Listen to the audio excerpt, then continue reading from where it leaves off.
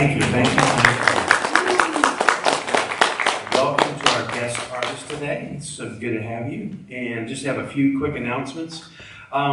First off, Matt Venuti is coming here for a concert April 19th at 6 p.m. And if you haven't seen some of his stuff, audiovisual is some great stuff. And so we're going to have a fun evening then. Today we have our potluck after our annual meeting. And the way we're going to do that is we're going to do a slide presentation up here immediately after the service. All right, so we're not going to take a break just so we don't, sometimes it's hard getting people back in and lingering and everything. So that way we'll go through the slide presentation. If you have any questions, we're going to go straight downstairs and eat, have potluck, have lunch.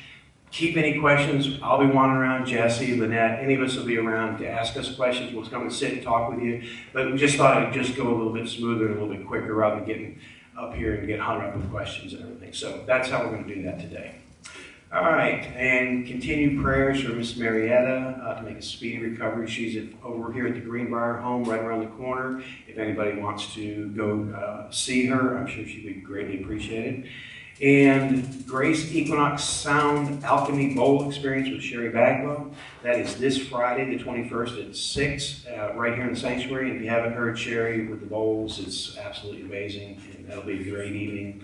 And lastly, Grace Klein, we've been gathering food up. We've got a barrel out in the lobby there, and just today, this morning, I just went through my cabinets and I got like 5 bags of stuff that, that we don't use. I mean, I just, highly recommend just going through your instead of, you can go out and get groceries at the store, but, what you have in your own kitchen probably, would put several bags in there. So if you could do that, that'd be great, because they serve a whole lot of homeless people and needy people across Jefferson and Shelby County.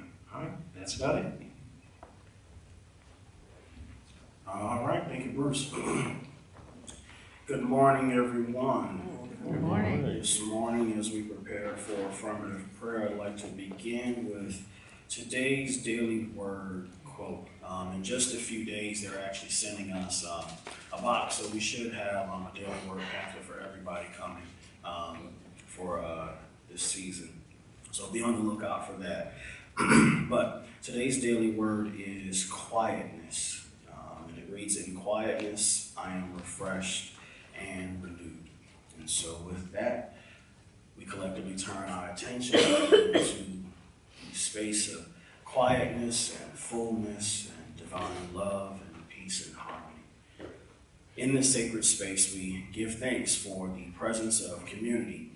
We give thanks in advance, knowing that we are divinely kept and divinely protected. We are grateful to Mother Nature and grateful to the presence of God that we were protected from this past storm event. We understand that all things work together for our good, and so in this space we affirm the good. We speak blessings on all those that are present here and those that are on the way here. We speak God's protection and love and mercy. We confirm in advance that this service is in divine order, and so we allow ourselves to move out of the way so that the divine presence can flow. And collectively we agree and affirm, so it is. Amen.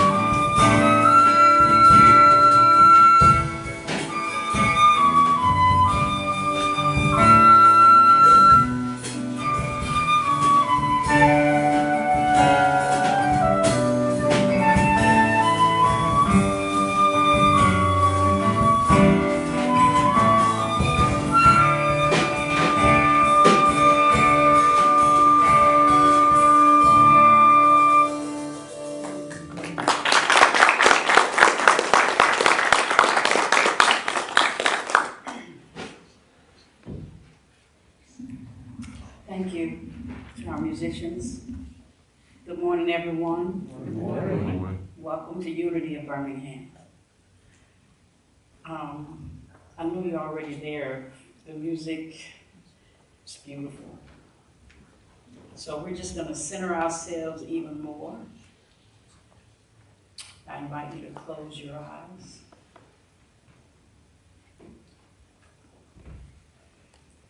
Take a deep breath in.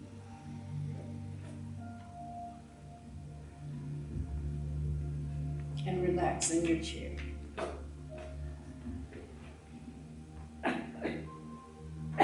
This month we celebrate and honor the divine feminine. We honor women, and we honor Mother Earth.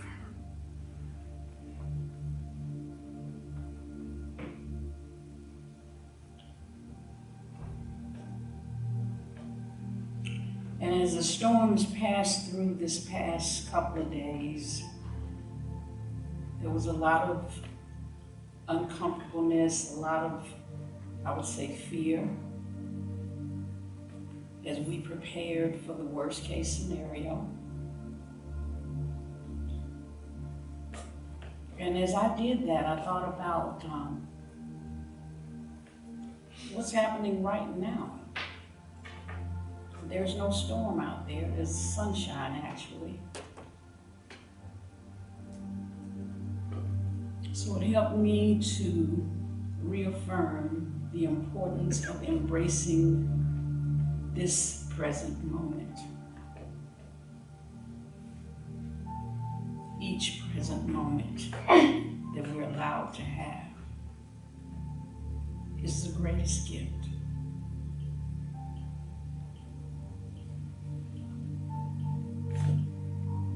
So I invite you to breathe deeply and slowly.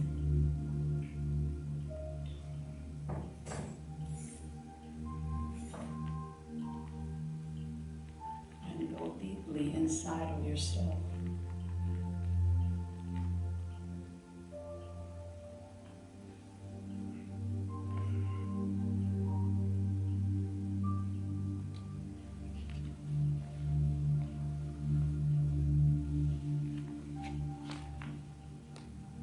Find a still, small space at the depth of your soul.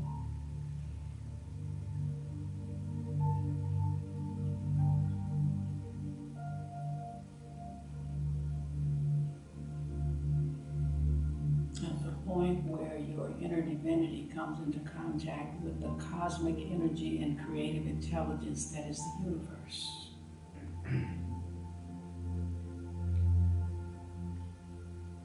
Rest there.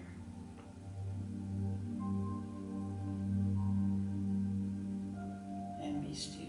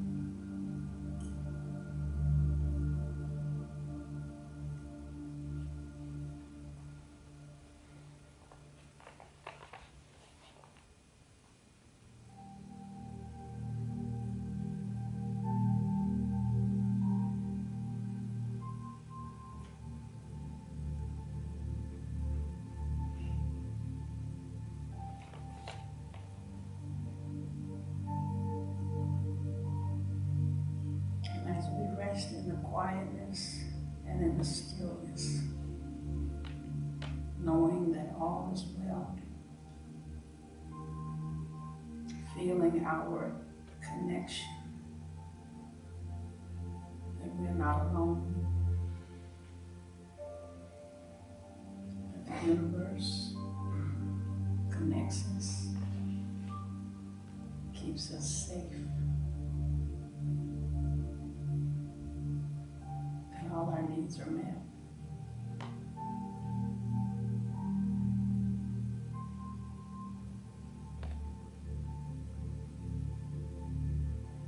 And our lives are unfolding in divine order. As the bulbs of spring flowers unfold at their time, our lives unfold. As a newborn baby comes into the world at its appointed time, our time is now.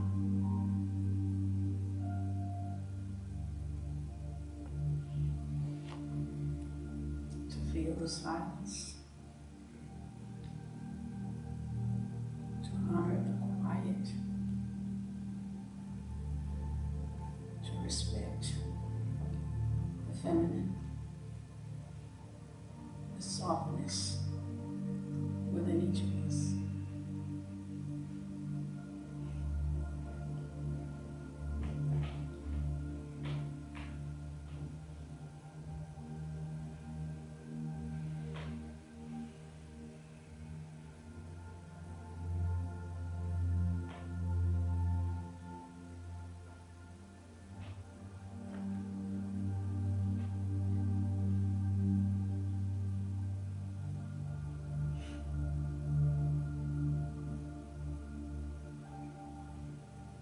And as we come back to the presence of the space that we're in,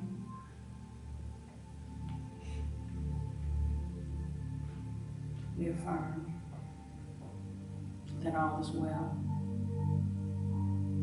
and we let it be. Namaste. Namaste.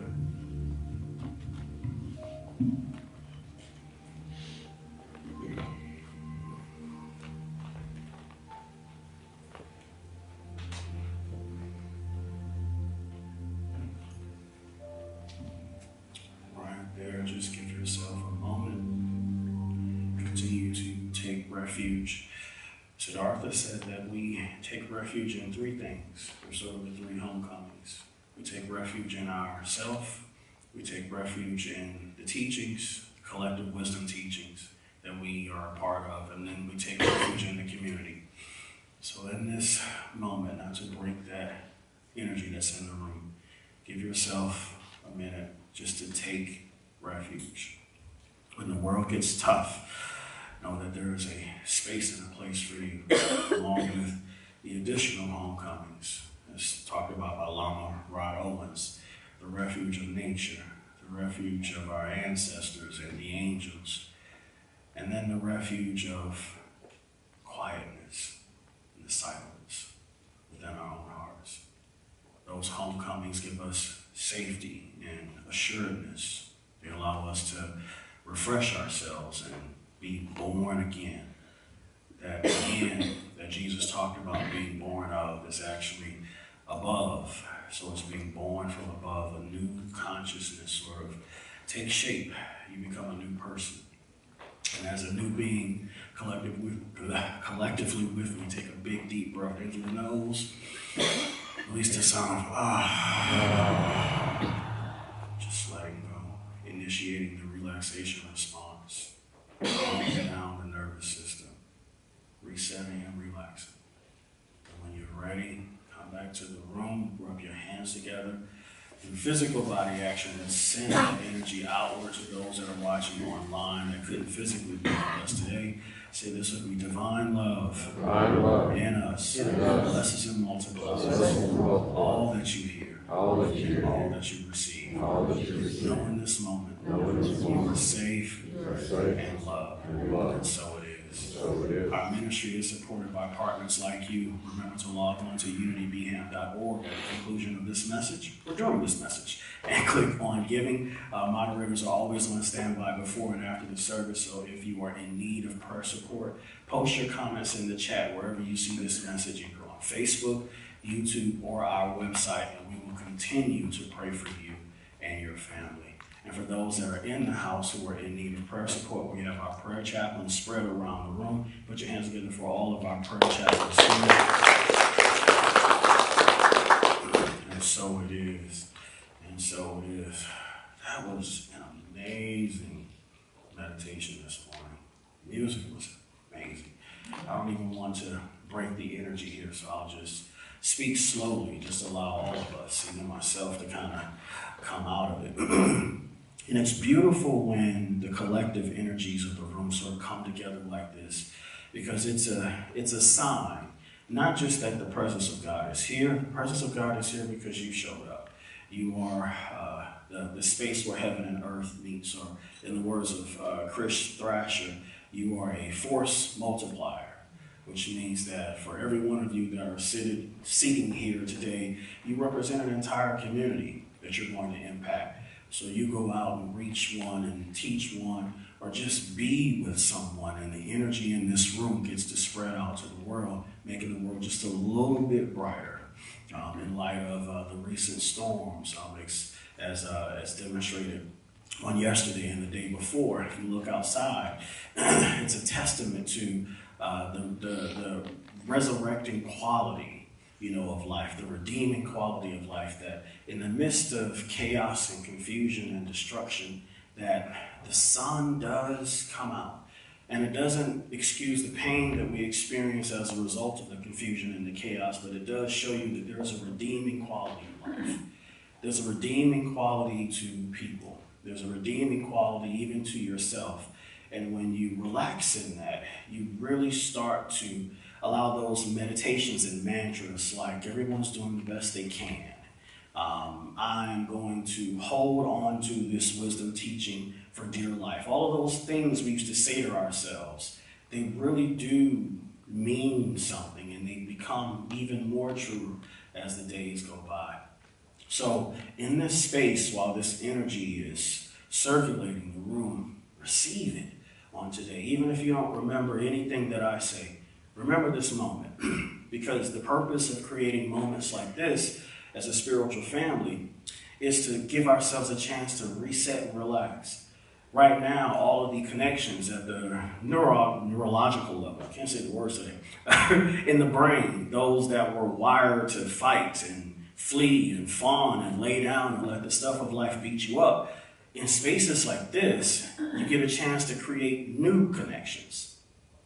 Anybody remember the last time your mind or brain made a new connection? Think about the last time you forgot something. Trying to remember. That's those neurons trying to connect. Those synapses trying to touch. We're in spaces like this where you completely relax. It's like the synapses get a chance to do the same thing. Your nervous system gets the chance to feel something new other than pain. That's what I'm getting at.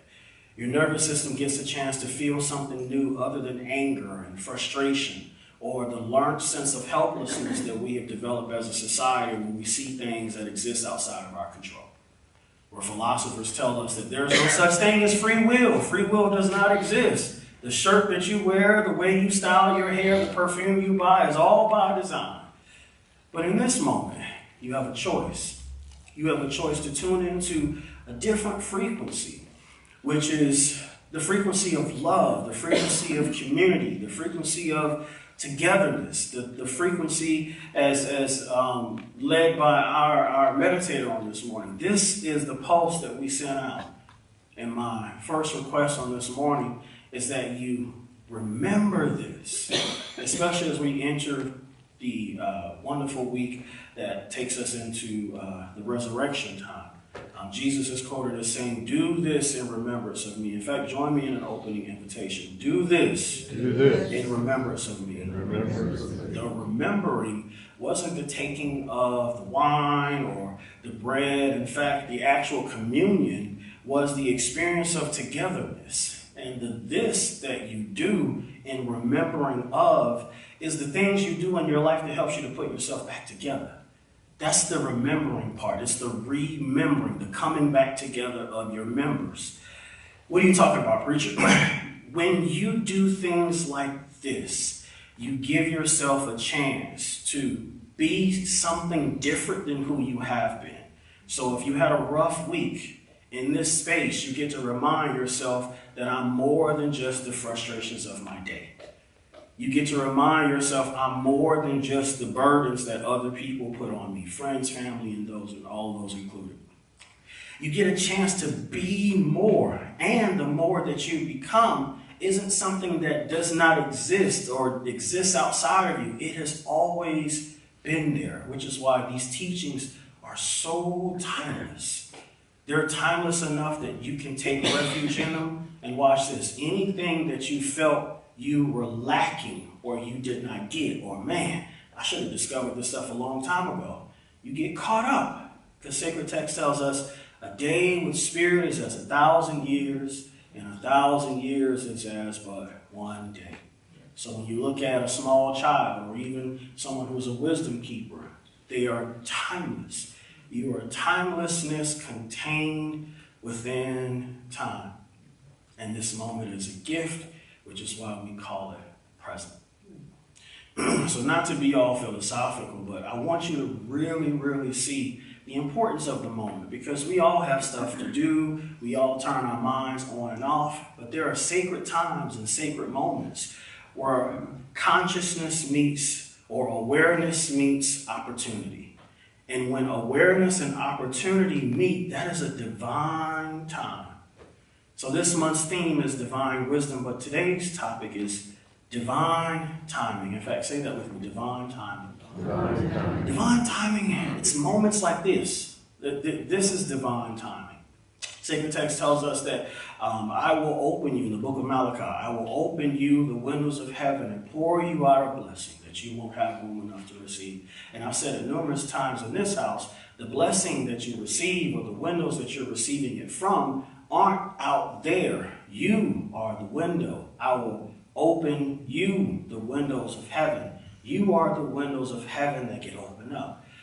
So in moments like this, you give yourself a chance to open up, knowing that with every inhale, when you open and expand your shoulders and you take that exhale, you get to cleanse yourself of the weight that you were carrying before that breath. And because there's enough air to go around, you can breathe contently, which is why spiritual teachings talk about prosperity, because it's these ethereal, non-tangible things that actually give rise to the physical things. So divine timing is moments like this. But to go even deeper, divine timing is every time you allow your awareness to accept the present moment, to see it for what it is, and then make a commitment to bring more God or more good into it. Because for the things that we encounter and we go through and we experience in our life, the stuff on the news, God knows we've had enough of that, the stuff that goes on in the world, just the vicissitudes of everyday life, it makes you wonder sometimes, where is God? And the truth of the matter is, God is the one asking the question, where is God? So when you allow your awareness to open up to see that the God that you seek is actually seeking you, that the questions that you are asking, the answers are there just as soon as you can ask it, you relax the inquisitive nature of the mind. You let go so that something deeper, something more eternal, something more real can come out. Who's ready for something real? In a world that's so commercialized, and we need our commercial products, don't get me wrong, yes, I'm wearing a suit. We need our commercial stuff. But when you hold on to something real, it's like sacred text says, where you become planted like a tree by rivers, and you might bend, but you don't break. Or that wonderful Psalm of David, they that dwell in the secret place of the Most High shall abide under the shadow of the Almighty, which is a different name for the presence of God. The Almighty. So there's protection there. there's provision there too. And that shadowy protection isn't the shadow of darkness. It's not the shadow of fear. It's the shadow of safety where you are protected and divinely guided from the stuff that could possibly go your way or come at you or have you experienced. So when you rest and relax in God, every time is divine time. Every moment, every opportunity of the day is an opportunity and a time to allow more of God to come into that space, to allow more love to come into that space. So my ask as a minister on this morning is that you let it happen. Let your heart open. Let your mind open. Allow this year to not just be like any old other year. Allow something different to be born. You know, allow a new expression of yourself to come out. Learn a new language. Find a new friend. Travel. See something that you haven't seen before. Let the presence of God within you show you things about life and humanity that you've never seen before, because you've seen all the bad. You know the animalistic nature of people. What about the loving side of people? What about the loving potential that's within humanity? The redeeming qualities of the world, the beautifulness of nature. When you recognize, again, that every moment is an opportunity of divine timing. Not just these special moments like this, but every moment. You start to really make the days count instead of counting the days. And that is the wisdom that I invite you into. It's a wisdom that all of our ancestors have been living and have been providing for us. They left it in the form of breadcrumbs and books and spiritual teachings. So when we harness them, man, we take our lives and the people that we love to a whole new place. We start using the tools. Or in the words of Unity Principle number 5, it's not enough to know the truth, but we must live that truth that we know. And when you think you have found it, look again, because that truth is not static. It's always expanding and moving and reaching beyond what we could even ask or think. So to ground this message in spiritual text, I want to point your attention to two passages of Scripture. They're from the book of Romans, so they're the same book. I'm going to do like a tree-shaped mechanic and splice something together this morning. So the book of Romans, chapter 8, everybody knows the Apostle Paul. But the interesting thing about this book is that the Apostle Paul wrote this epistle, or his assistant wrote this epistle, to a city that he had not yet been to. He actually wrote it from a place called Corinth, which was in modern-day Turkey. And the book itself was written sometime in the 50s, not 1950, 80, 50, long time ago. And in this particular passage, he was writing to a community that had been polarized and divided by numerous issues. But in this particular case, the world had been polarized and divided, specifically spiritually, which is what he was addressing. The spiritual world, or the Christian world at that time, had been divided into Hellenistic Jews, which Paul was, and then individuals that they call Gentiles. The Hellenistic Jews were individuals who were influenced by Greek philosophy and the stuff of their day, like we all are. But then there were, these other groups of people who were coming into the knowledge of the truth. And Paul was sort of beckoning the world to be open to them, to recognize that divine timing suggests that there is always a plan of God and a plan of spirit that's unfolding. And sometimes when we are closed-minded because we are angry and we set up barriers to entry, we get in the way of the plan of God unfolding. Which is why spiritual work is so important. Because spiritual work opens your eyes so you can always see down the road and around the curve. Because I don't know about you, sometimes we can really be short-sighted. It's like all I can see is what's in front of me. And that's good. But your practices helps you to see further so that you don't react to life, but you respond. That responding part isn't pleasant because there are times when you would rather give someone a piece of your mind and God tells you to give them a piece of your heart. Because that same one that you're arguing with today, you'll be worshiping with them next year or next month. So carve out a little space for possibility, for the redeeming quality of the world. What that looks like is between you and God. I'm just a messenger. Because there are levels to that expression. So the Apostle Paul sort of does the same thing, is what I'm getting at. He beckons the world to become more inclusive. And in chapter 8, he says that wonderful scripture, all things work together for the good of those who love God and are called according to the presence of God's purpose. But if we were to cut that scripture in half and just look at the first clause, all things work together for those who love. Because that's really what it's all about. There is never not a time in which love should not be present. And we have to be careful as spiritual people when we allow love to leave the room. Because when love leaves the room, all H-E double hockey sticks breaks out.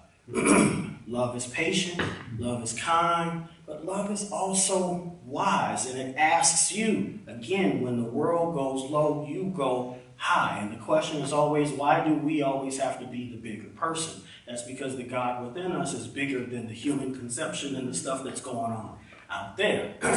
Turning the other cheek isn't a passive act. Turning the other cheek is looking for a different perspective. Because if we respond in kind, right, we're only going to perpetuate the violence that is going on. So we respond with wisdom.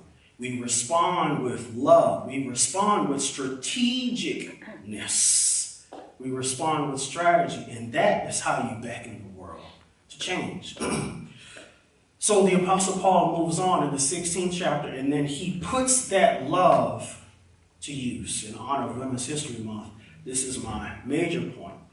The Apostle Paul, in around the 7th verse of the 16th chapter, this is in AD 50, all of the apostles were men, quote unquote, is the typical understanding, which is not true at all. But the Apostle Paul says something amazing. He says, send my love to my fellow kinsmen.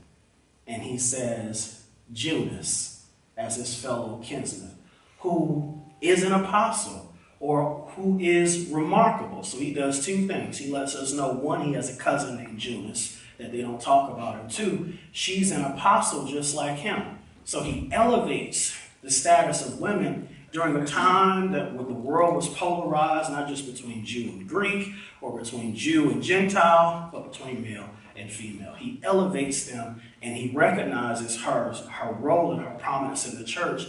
And then he goes as far as recognizing, watch this, that she was an apostle before him.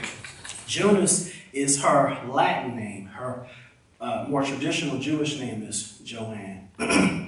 Specifically, when he says the word kinsman, kinsman is important because that word kinsman in Greek is syngenes. Sin, like synonymous, and genes, like Genesis. So not only is she my cousin, but she has the same spirit as I am. And in that phrase, he says that there is no barrier to entry based on gender, that spirituality and that love should be inclusive enough for all. A little bit more about Judas. Her Jewish name is Joanne, and scholars today equate her with Joanne, one of the 8 myrrh bearers, who, in my opinion, were secret apostles that people don't know about. They were a part of the group that either prepared Jesus before his burial and brought the myrrh to him, or they were the first to see him at the tomb.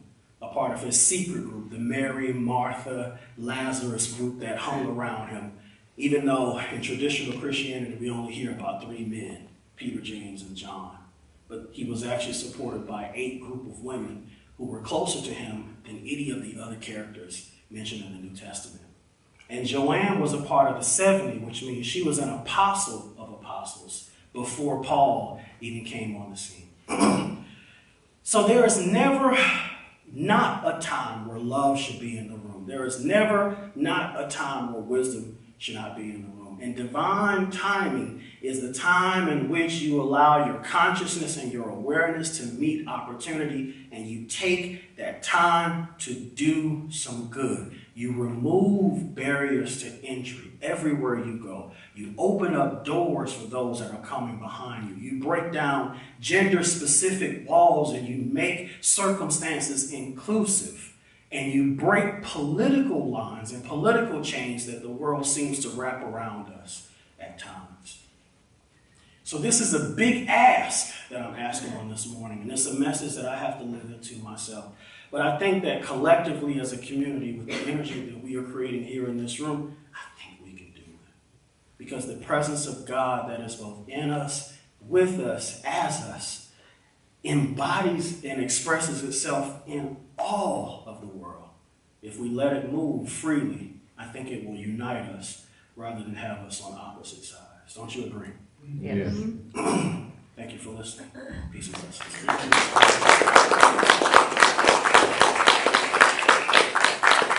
Our offering, for those of you that give online, remember to log on to unitybham.org and click on giving. Those that give in the house, the ushers are making their way forward, and Brother Carlos and team are going to give us a special selection.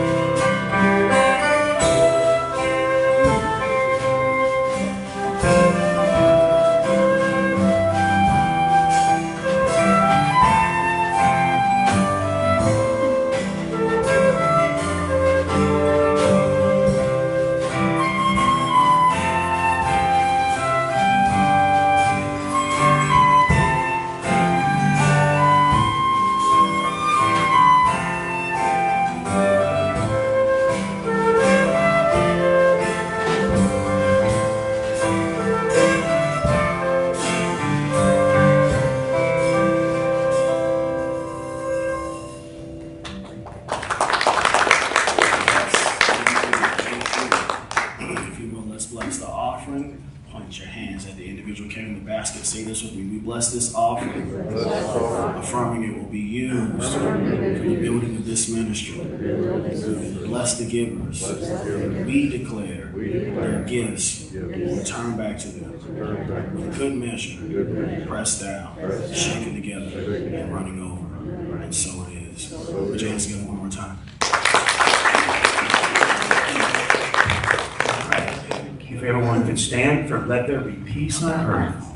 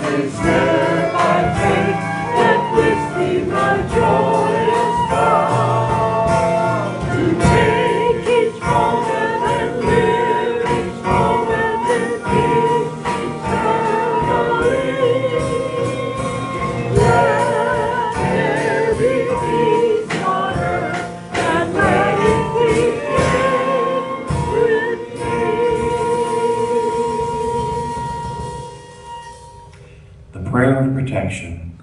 The light of God surrounds us. I am the light of God. The love of God enfolds us. I am the love of God. The power of God protects us. I am the power of God. The presence of God watches over us. I am the presence of God. Wherever we are, God is. Wherever I am, God is, and all who is well. All right, if everyone hang with us for our meeting.